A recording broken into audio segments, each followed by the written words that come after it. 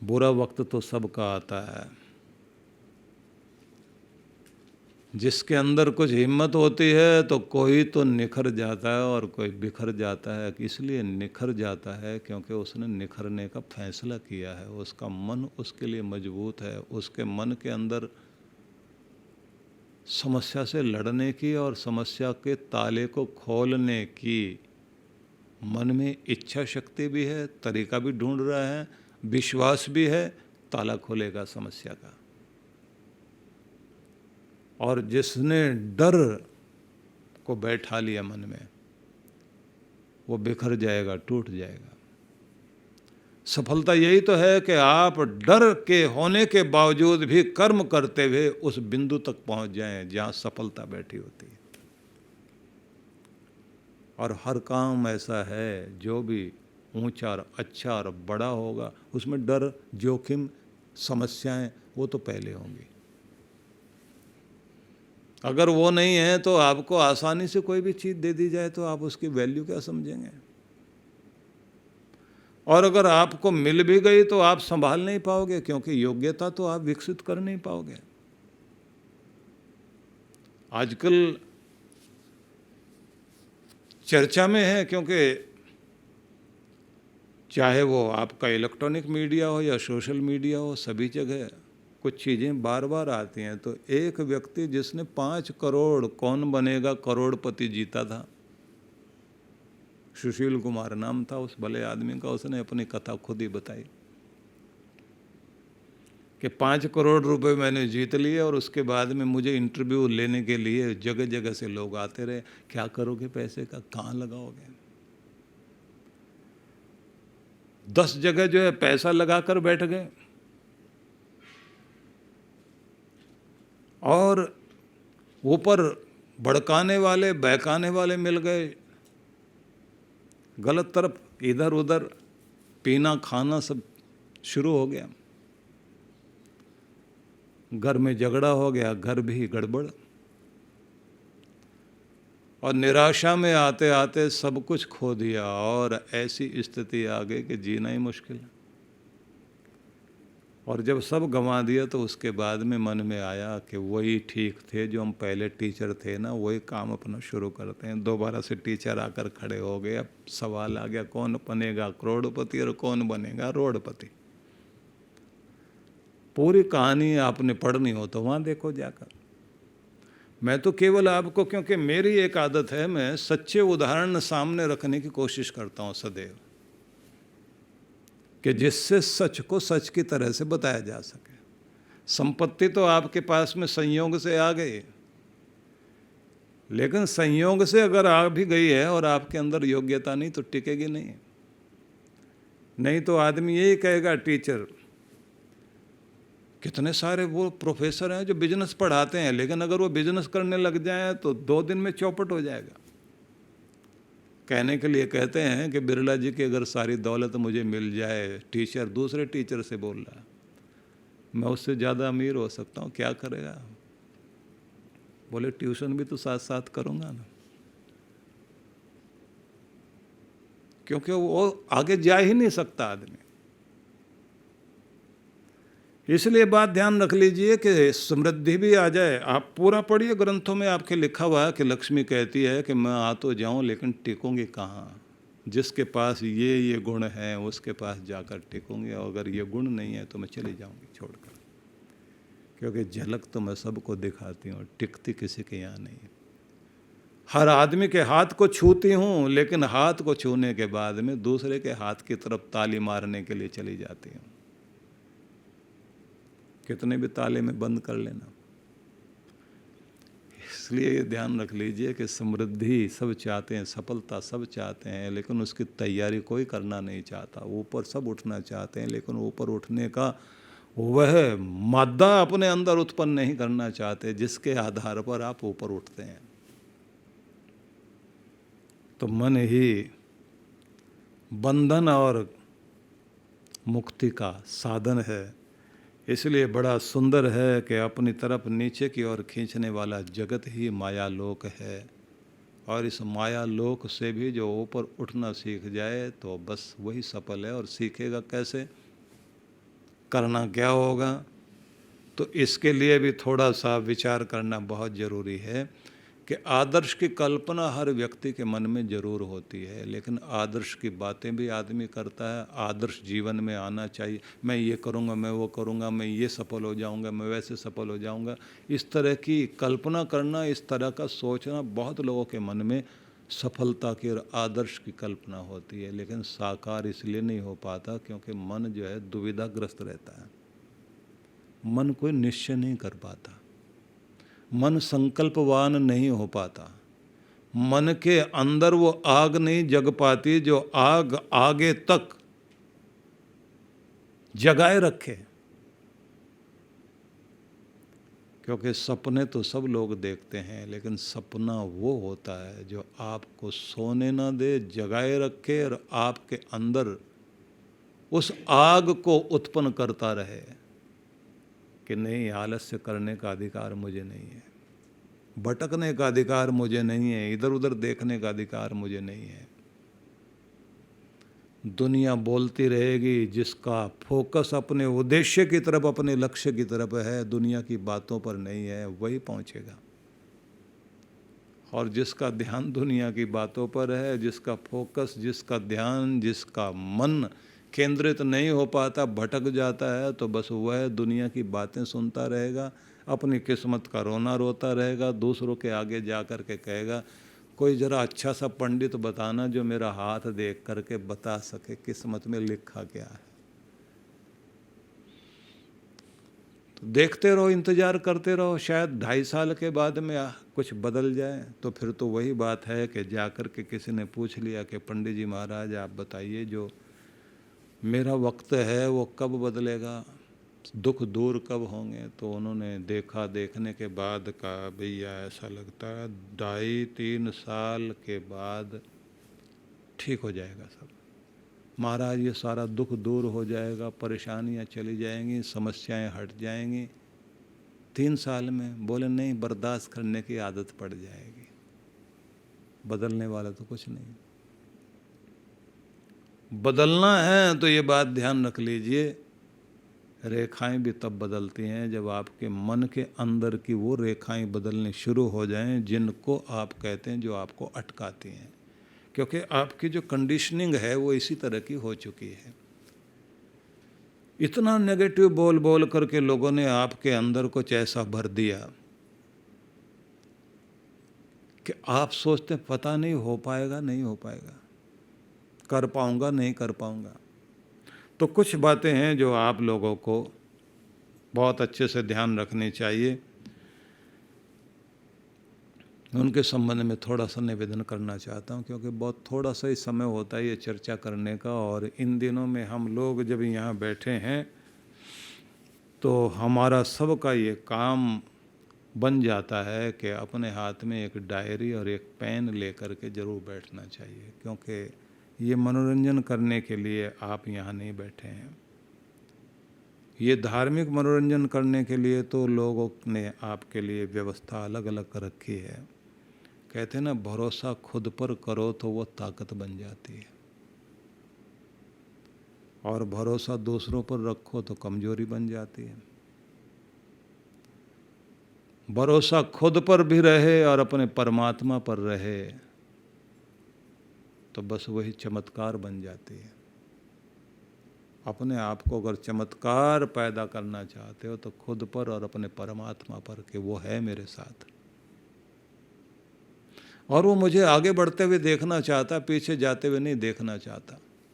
Voltaire एक बहुत प्यारा चिंतक हुआ है, फ्रेंच था। उसने ये पंक्ति बड़ी अच्छी लिखी कि उस जन्म देने वाले विधाता ने आपकी आंखें आगे की तरफ क्यों लगाई हैं? क्योंकि वो आपको आगे बढ़ता हुआ देखना चाहता है, वो आपको पीछे जाते हुए नहीं देखना चाहता।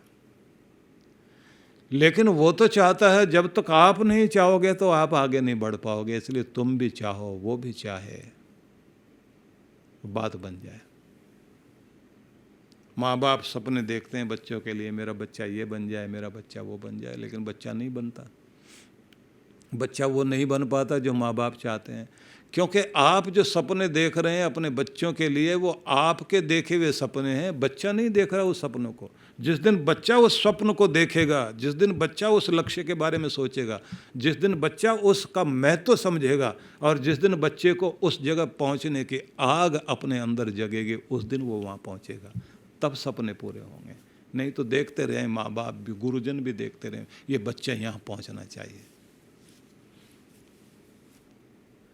कृष्ण भगवान ने इसलिए शब्द का प्रयोग किया, उद्धरेत आत्मना आत्मानम, अपना उद्धार अपने द्वारा खुद ही करो, कोई और नहीं करने वाला।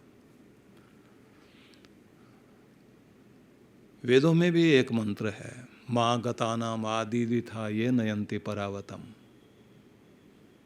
एक और मंत्र है, स्वयं वाजन तन्वम कल्पयस्व, स्वयं यजस्व स्वयं जुषस्व, महिमा ते अन्येन न सन्नशे। अपने विस्तार की कल्पना खुद कर, जहाँ पहुँचना चाहता है वहाँ के बारे में खुद सोच। कोई दूसरा तुम्हारी महिमा को नहीं समझने वाला, दूसरों के हाथों के द्वारा तुम कभी भी ऊंचाई तक नहीं पहुँच सकते। स्वयं यजस्व स्वयं जुषस्व, खुद ही कर्म कर और उसका लाभ ले। तो निवेदन यही है, लोग पहले सोचते हैं पैसा हो कुछ करके दिखाऊं, लोगों के अंदर यही आवाज़ आती है। इंसान कहता है पैसा हो तो मैं कुछ करके दिखाऊं, और पैसा ये कहता है कि कुछ करके दिखाओ तो मैं आऊं। यही मजे की बात है। आदमी पैसे की तरफ देख के कहता है ना, तू आए मैं कुछ करके दिखाऊं, और पैसा वहीं से कहता है कि तू कुछ करके दिखाए तो मैं आऊं। तो कहाँ से बात शुरू होती है फिर कि कुछ करके दिखाओ? पैसा तो आने के लिए तैयार खड़ा, वो तो चुनाव करने के लिए तैयार खड़ा, वो तो वरमाला हाथ में लेके खड़ा हुआ है, उसी का वर्ण करेगा जो कुछ करके दिखाएगा। ज़्यादातर लोग यही कह रहे होते हैं पैसा कुछ हो तो कुछ करें भी तो सही। तो कुछ निवेदन है आप सभी से जिस पर आप लोग अभी से ध्यान देंगे, और वो कोई ज़्यादा मुश्किल नहीं। कहते हैं ना, मान लो तो हार गए और ठान लो तो जीत गए। कि अगर आपने हार को मान लिया तो हार गए, और ठान लिया कि लड़ना है तो जीत गए। तो पहले तो आप संकल्प करिए, मैं यहाँ अपने जीवन को ले जाना चाहता हूँ। कुछ समय आप अपने लिए निकालना शुरू करो जिसमें आप आत्मचिंतन कर सकें आगे जाने के लिए। और प्रत्येक व्यक्ति को ये बात जरूर ध्यान में रखना है कि आपको मन को शांत करके और वह विजुलाइज करना है जहाँ अपने आप को आप पहुँचाना चाहते हैं, और उसके बाद में प्रार्थना के जरिए अपने उस सपने को जो विजुलाइज किया आपने, जिस आदर्श को आपने साकार होते हुए मन में देखा है, उसे भगवान को सौंपिए और उससे कहिए कि अवसर भी दो, हिम्मत भी दो, कर्म करने की शक्ति भी दो। और फिर ध्यान देना, वो सुनता है। कभी कभी तो बहुत प्रेम पूर्वक प्रार्थना करना बहुत भाव से कि मेरे हृदय को पवित्र करो मेरे प्यारे प्रभु, चरण धूलि तक मेरे सिर को झुकने दो, मेरे अहंकार को छीन लो, मुझे वो विनम्रता प्रदान करो जिससे तेरी निकटता प्राप्त होती है। वह शक्ति दो जिस शक्ति से मैं अपना भी उद्धार करूं, अपने और परायों का भी उद्धार करूं। उस प्यारे प्रभु के चरणों में निवेदन करना कि मैं तुझे भूल ना जाऊं, तुझसे दूर ना हो जाऊं, मेरा तुझसे रिश्ता ऐसा बन जाए कि हर पल मेरा ध्यान तेरे चरणों में लगा रहे, ना मैं भूल पाऊं और ना तू मुझे भूल पाए। मुझे हमेशा तेरे सहारे की आवश्यकता है भगवान। मैं महसूस करूं कि तेरे प्रेम भरे हाथ मेरे साथ हैं, मेरे सिर पर तेरी कृपा का हाथ हर पल है, मुझे संभालने के लिए तो हर पल मेरे साथ खड़ा है। इसलिए शब्द में ये कहा जाता है, तू मेरा राखा सब निथाई। हर जगह तो मेरा रक्षक बनकर खड़ा हुआ है, उसे महसूस कीजिए। तो सही योजना, सही अनुशासन, दृढ़ निश्चय करने की मन में जिद सवार हो जाए और अपने जीवन को पीछे ले जाने वाली जितनी भी चीज़ें हैं उनसे आप मुक्ति पाइए, क्योंकि बहुत सारी चीज़ें ऐसी हैं जो आपके साथ दुश्मन की तरह आपको पीछे ले जाती हैं आपके अंदर। और बड़ी चीज़ है, जब कुछ भी काम ना आए तो भगवान की कृपा काम आती है। इसलिए प्रार्थना जरूर करना, भजन जरूर करना। शिवरात्रि महोत्सव का शुभ अवसर हम सभी के लिए हमारे समक्ष है, जो आनंद धाम आश्रम में आयोजन किया जा रहा है।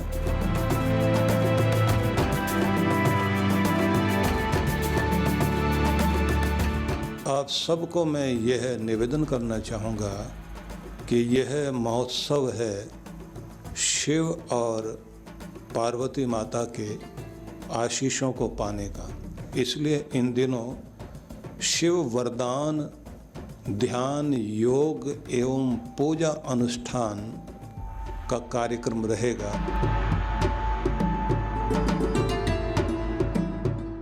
स्वाहा इदं प्रजापतये तन्नामामः, ओम इंद्राय स्वाहा। और इसकी एक खास विधि होती है कि इसमें जप यज्ञ भी चलना चाहिए, जाप भी चलना चाहिए, ध्यान की विशेष विधि होती है जो वरदान प्राप्ति के लिए होती है, और इसी के साथ में अभिषेक होना चाहिए और साथ में किया जाए यज्ञ।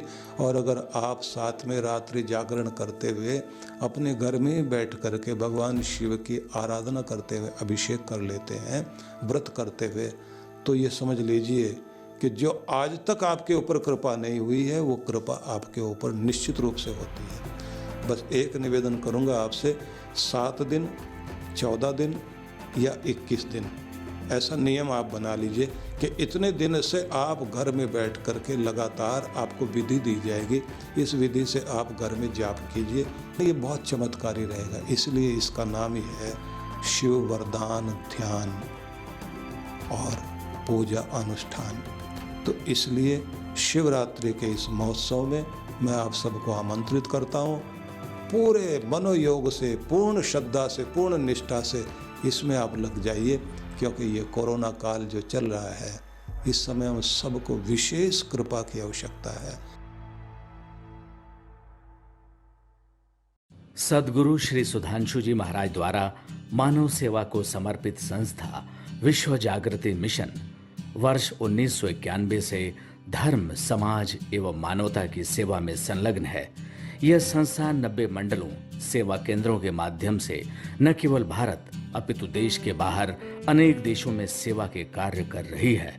संस्था की स्थापना से लेकर अब तक विगत 30 वर्षों में जहां लोगों को सन्मार्ग पर प्रेरित करने के उद्देश्य से गुरुवर ने 7000 से अधिक प्रवचन दिए हैं, वहीं देश के राज्य की राजधानियों व प्रमुख नगरों में लगभग 40 आश्रम, 25 मंदिर, सत्संग भवन व ध्यान साधना केंद्रों का निर्माण हुआ है। दिल्ली में करुणा सिंधु धर्मार्थ अस्पताल एवं फरीदाबाद के आरोग्य धाम अस्पताल में लाखों जरूरतमंद रोगियों का उपचार व ऑपरेशन किया गया है। अनाथ गरीब बच्चों के लिए सूरत में अनाथाश्रम, दिल्ली एवं कानपुर में गुरुकुल, फरीदाबाद में ज्ञानदीप विद्यालय, मुरादाबाद में सृजन प्राइमरी स्कूल, झारखंड के रुक्का खूंटी गांव में आदिवासी बच्चों के लिए 2 पब्लिक स्कूल समेत दिल्ली में उपदेशक महाविद्यालय भी बनाया गया है। इन शैक्षणिक संस्थाओं में लगभग 2500 बच्चों को शिक्षित व संस्कारित किया जाता है। दिल्ली के आनंदधाम आश्रम में जहां वृद्धाश्रम एवं वानप्रस्थ संचालित हैं, वहीं आश्रम की कामधेनु गौशाला में 125 गौओं की सेवा की जाती है। कामधेनु गौशाला की तरह ही देश के प्रमुख नगरों में 7 अन्य गौशालाएं भी संचालित हैं। साथ ही पूजा पाठ, यज्ञ अनुष्ठान से लोगों में धार्मिक भावना जागृत की जाती है। ओम अग्नये सप्तजिह्वाय स्वाहा, ओम अग्नये हव्यवाहनाय स्वाहा, ओम अग्नये शोधनजाताय स्वाहा। गरीब जरूरतमंद महिलाओं को सक्षम बनाने के लिए जहां कई तरह के प्रशिक्षण दिए जाते हैं, वहीं गरीब कन्याओं के विवाह में सहयोग भी किया जाता है। प्राकृतिक आपदा जैसे कि बाढ़, भूकंप, तूफान आदि में जहां मिशन द्वारा प्रधानमंत्री राहत कोष में सहयोग किया जाता है, वहीं जैसे वर्तमान में चल रही महामारी कोरोना संकट काल में जरूरतमंदों को भोजन, राशन किट व सांसों के संकट से जूझ रहे जरूरतमंद मरीजों को देश विदेश से मंगाकर ऑक्सीजन कंसंट्रेटर बांटे गए। मानव सेवा को ईश्वर भक्ति मानते हुए सेवा परमो धर्म के भाव से विश्व जागृति मिशन के सेवा कार्य निरंतर जारी हैं। आइए मिशन के सेवा पथ पर बढ़ते कदमों में कदम से कदम मिलाकर चलें और मानवता की सेवा में दान सहयोग कर पुण्य के भागीदार बनें।